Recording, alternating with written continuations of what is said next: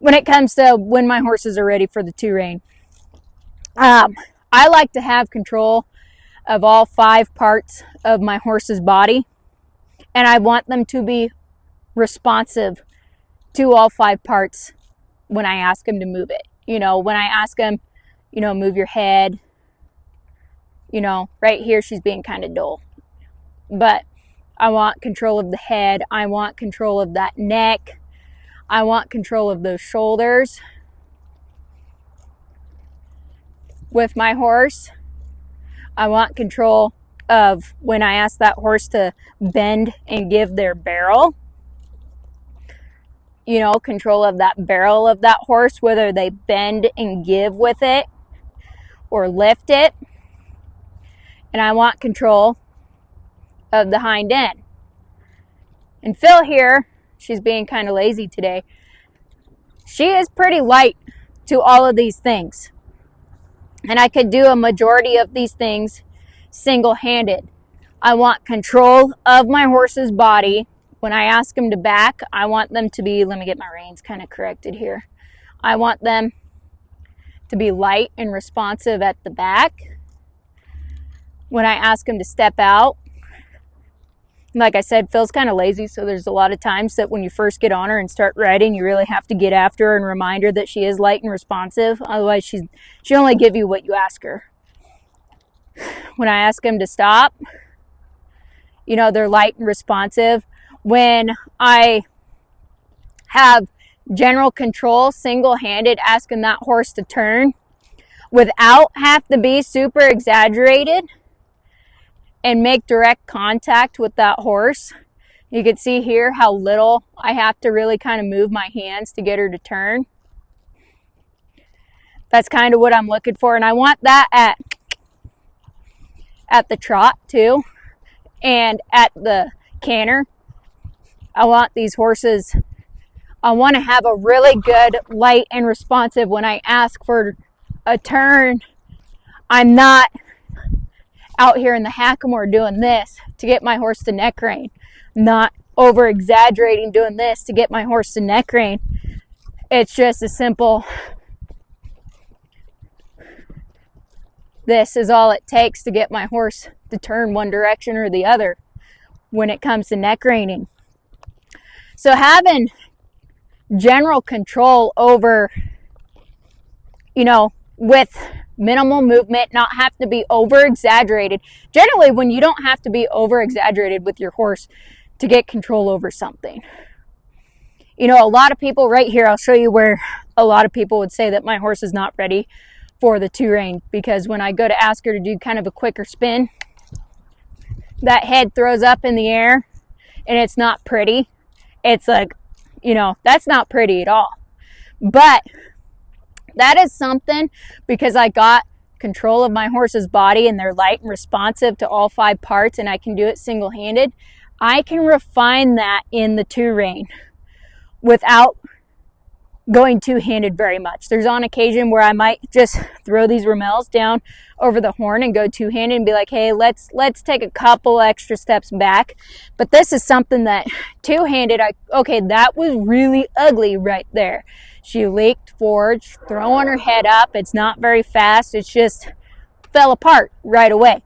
That's something that, because I have control of my horse's body, that I can, all right, take a step, be light, back, take a step, leak forward, go back, take a step, back up on that hind end.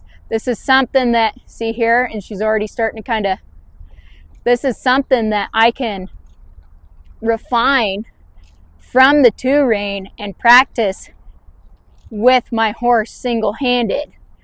Now, if I couldn't do this with very little contact with my horse,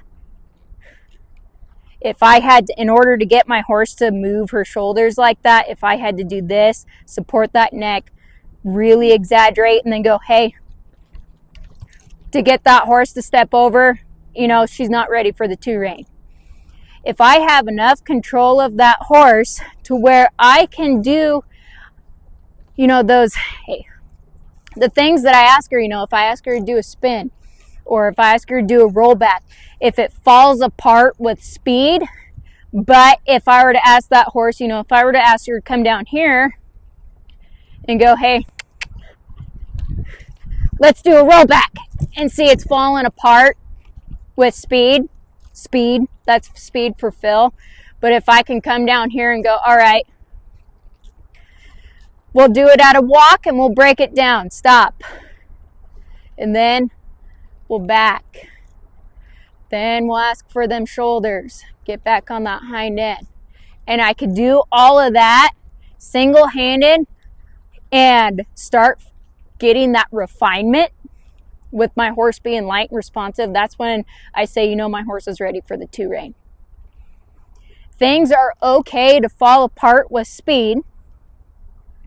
Your horse doesn't have to be so well trained that you basically can go straight up into the spade. They just spend like a week packing it. You don't have to spend 6 years in the hackamore before you go into the 2-rein because you want your horse to have every single little thing down.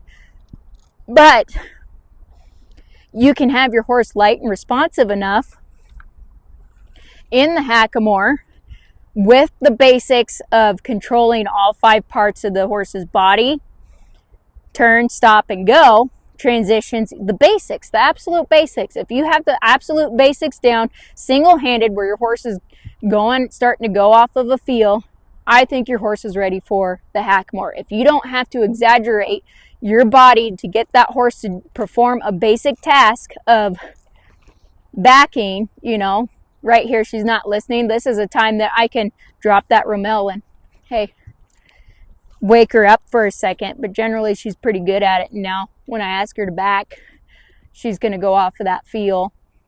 I talked to you guys about black and white makes a horse light. You can ask that horse to do that, being light. If you can ask a horse to do this and then be light, if you can go out and ask your horse to trot, and you can go and change directions, and you can trot in a tiny circle like this and then change directions and not have to have your hand way out here to neck rein them to do it. If you can get your horses to give of leg pressure and not use your hands at all, and kind of get that horse giving off of your leg, that's a good way, so you're not jamming them in the side to get them to listen. Or, like I said, off of your hands. If you can have general basic control of your horse in all 3 gaits and have them just get the basics down, and a little bit more refined on the neck reining, like I said, it's the basics, but it's more refined on the neck reining. You got your horse to where they're giving off leg pressure in your hands, so you could just do this and get them to turn. Then your horse is ready for the 2-rein. I would say, if you don't have to fight that horse and have to drop your roumel and go 2-handed a lot to correct a lot of stuff all the time, if you can go out and do something basic, go on a trail ride, go out and do all 3 gaits in a figure 8 without this to turn your horse, or if your horse, getting them to side pass, you don't have to fight them getting him to the side pass. It's just a shift of your weight kind of thing. Getting them to that feel stage where they are understanding a feel and you have control of, and they're light and responsive, and you have control of all 5 parts of their body, then your horse is ready for a 2-rein.